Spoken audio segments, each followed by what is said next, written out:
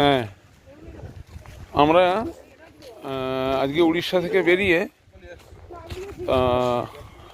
আমরা প্রথমে ভেবেছিলাম যে ঝাড়গ্রামের উদ্দেশ্যে যাচ্ছি অ্যাকচুয়ালি। তা ঝাড়গ্রামেই যাব।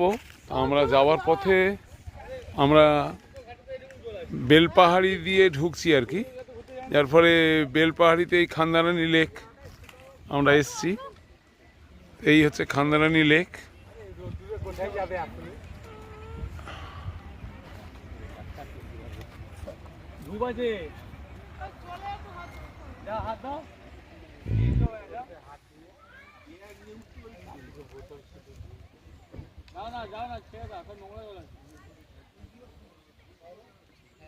এই দেখুন খান্দারানি লেক। জল কমে গেছে, বর্ষায় জলটা বেশি থাকে।